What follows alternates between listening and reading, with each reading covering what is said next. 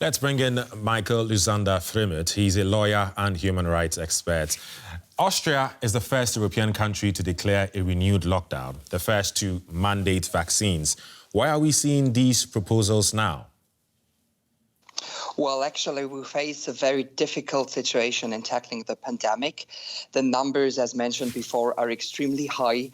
And it has proven that a lockdown, even a general lockdown, including vaccinated and not vaccinated people, is insufficient to adequately tackle the pandemic and to save people's life. So you've called compulsory vaccination a political decision. Can you explain that? Exactly.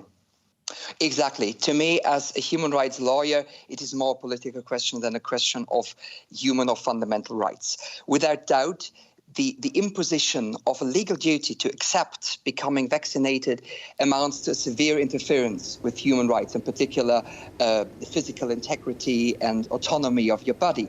But these human rights are not absolutely protected, meaning that state interference can be justified by pressing social needs, and states are obliged to protect life and public health.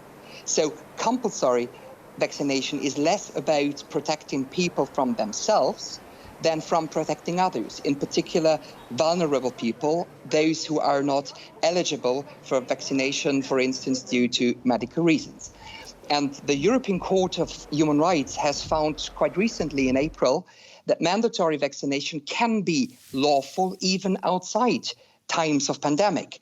The court has stressed that states enjoy a broad margin of appreciation when it comes to healthcare matters, that vaccination is an adequate means to fight diseases resorting to scientific evidence, and that when it comes to striking a fair balance between individual and collective interests, state might prioritize the idea of what the court called social solidarity. So human rights law allowed states to opt for a mandatory vaccination to tackle and fight the pandemic. Okay, many experts say that in order to curb the infection rate, more people need to be vaccinated. So you agree or not?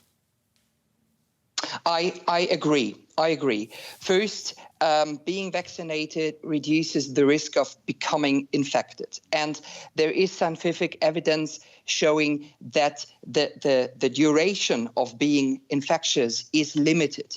So in any case, it means protecting yourself, but also protecting others. And the higher the number of people vaccinated is, the more difficult will be the transmission of the virus. Okay. And we see that hospitals are really struggling. So it is the last resort, also from a human rights perspective. But I think time has come to opt for the last resort solution. Okay. Thank you very much, Michael Lysander Fremuth, human rights expert. Thank you very much.